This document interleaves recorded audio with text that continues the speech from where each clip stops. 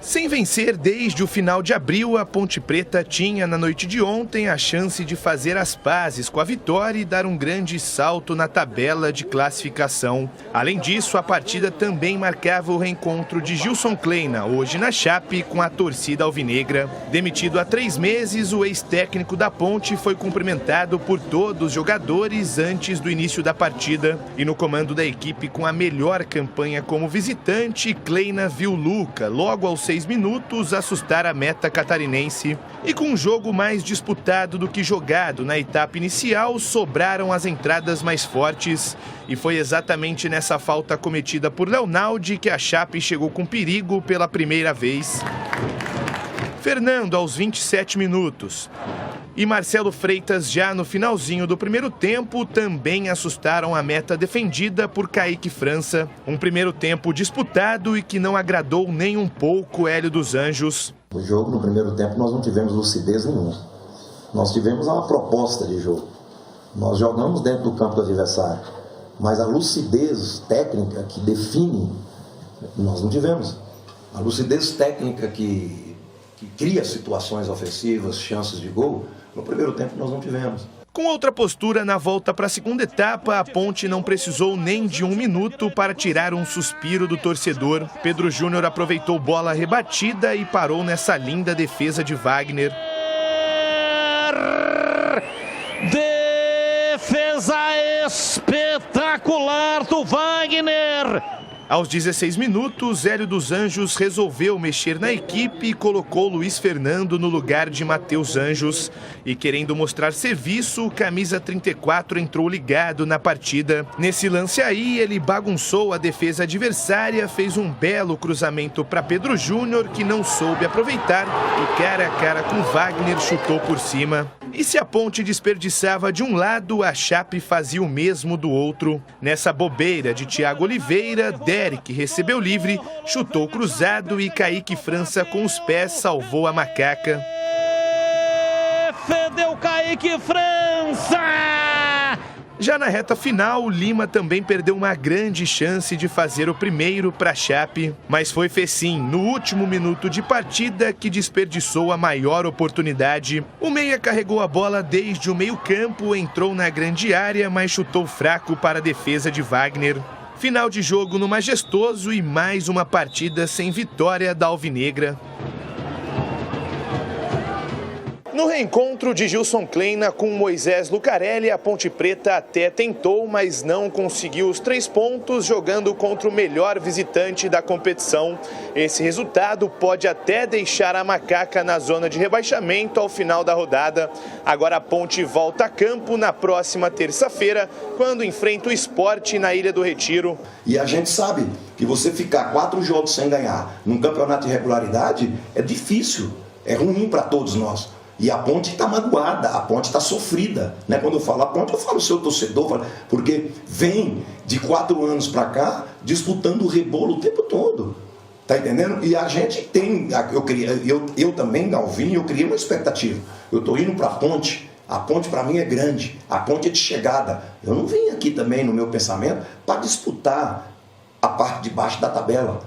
Mas a realidade está sendo essa, a responsabilidade é minha por estar disputando abaixo do meio da tabela e a gente tem que trabalhar. Colocar a classificação, dá uma olhada aqui como é que está a coisa, né? Mais um pontinho para a macaca, vai de ponto em ponto e com isso vai se mantendo fora da zona do rebaixamento.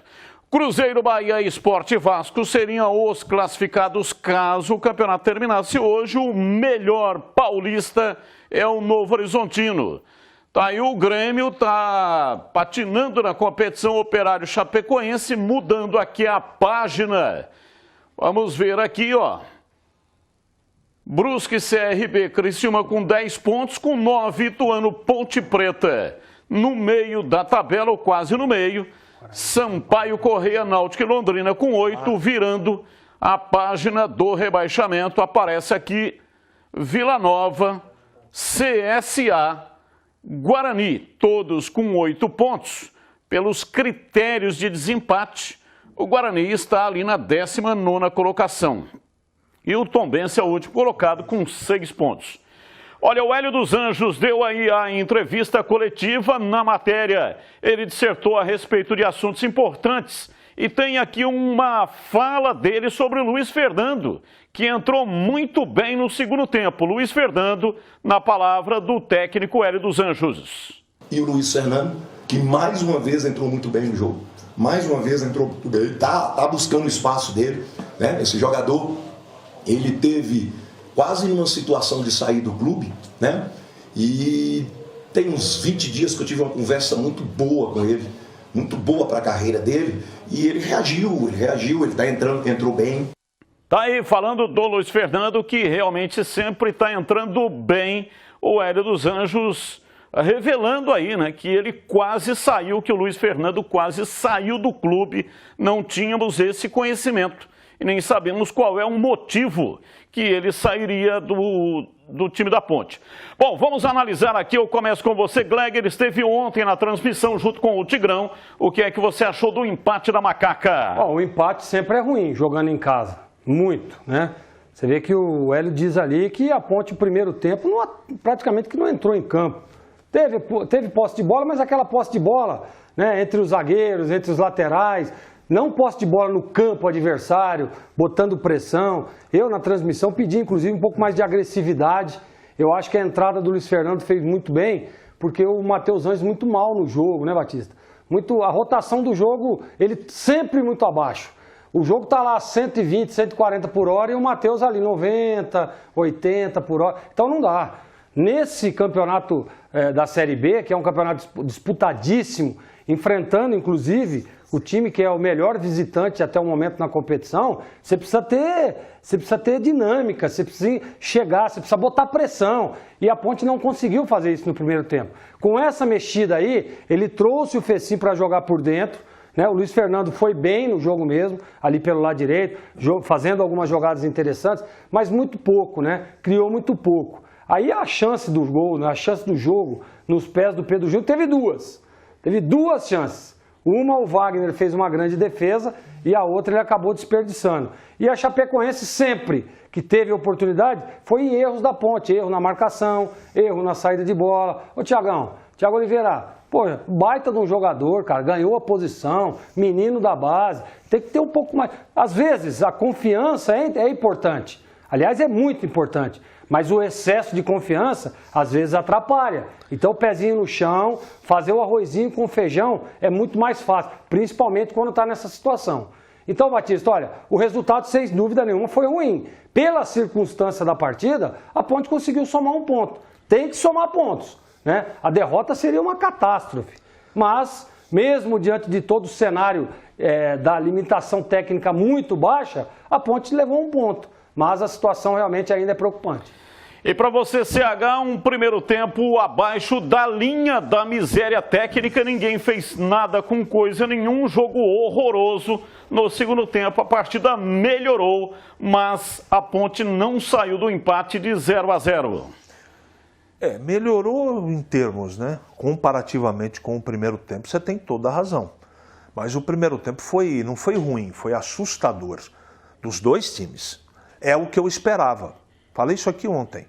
É o jeito do Gilson Kleina trabalhar, um meio-campo completamente cheio de jogadores, muita marcação e velocidade. Só que a Ponte, ela defensivamente, ela está estruturada.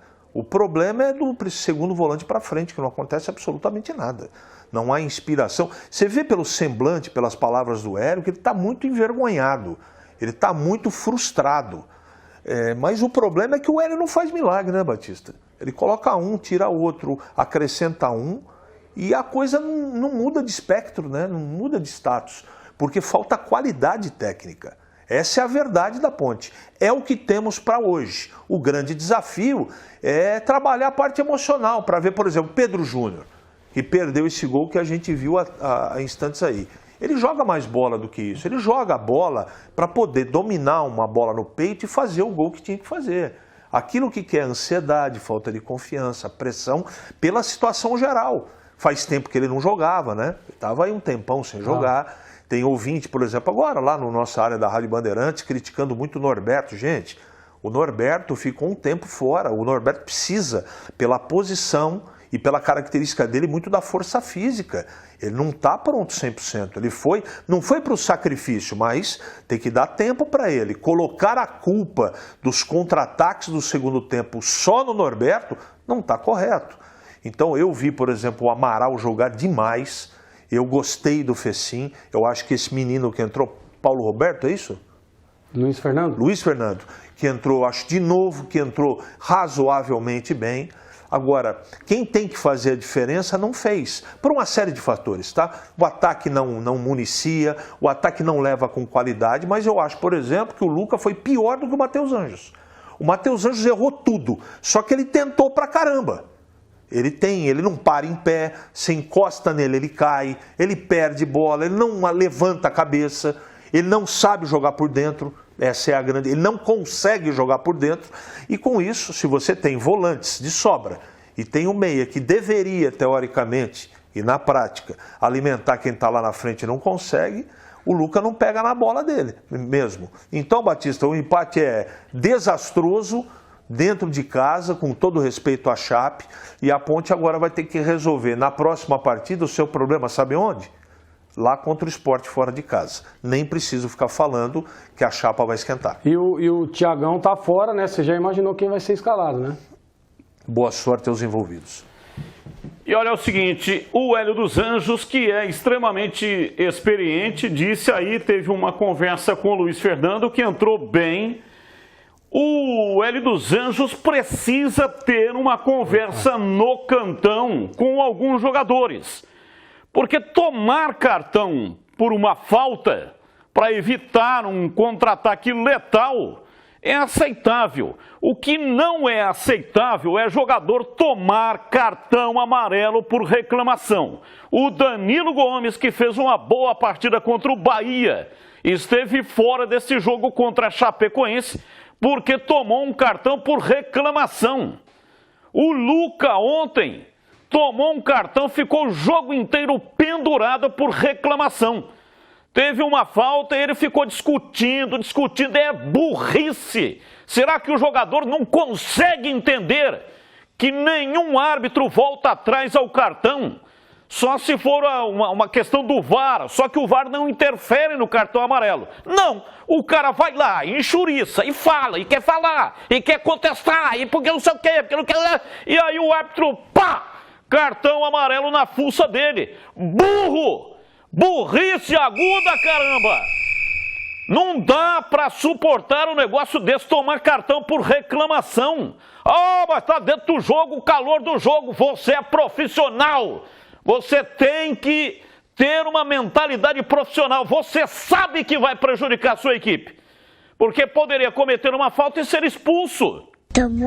E aí, outra conversa que precisa também no cantão com o Thiago Oliveira.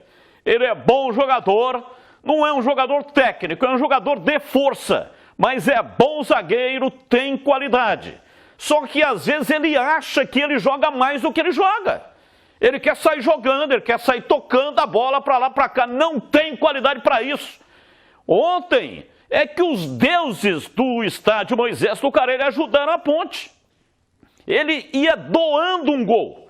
E também se não fosse o Kaique França, né, que fez uma defesa excepcional com o pé esquerdo na batida cruzada do Eric, porque o Thiago Oliveira estava entregando, estava doando um gol. Pô, o jogo já é duro, já é difícil. A qualidade técnica da Ponte é um time extremamente duvidoso. Aí o cara doa o gol, pô. Joga simples, faz o simples, é difícil fazer o simples. Aí tenta complicar, então uma conversa, é bom jogador, jogador da base, ainda está no aprendizado, mas precisa tomar consciência de que se tiver que dar chutão, dá chutão, qual é o problema? Tem vergonha de dar chutão? E aí tem que sair jogando lá atrás com habilidade, sendo que não tem habilidade para isso? Ontem ele não foi legal não, hein? Ele poderia ter comprometido esse jogo, o empate não foi bom, claro que não foi bom empate em casa, mas é melhor do que a derrota. E se um time faz um gol ali, acabou, era um gol só, se fizesse um gol, o resultado seria aquele. e no caso seria o resultado de vitória para a Chapecoense. E não foi só aquele lance não, em primeiro tempo também teve umas 2 ou 3 do Thiagão ali, tentando sair, nós falávamos na transmissão, né? Poxa vida, a vergonha, né? Tem vergonha de dar chutão, vergonha é tomar o gol e perder o jogo. Zagueiro tem que zagueirar. É claro e óbvio que a hora que tem espaço tem que jogar. Mas, poxa vida, não dá para ficar exagerando. Concordo 100% com você, Batista.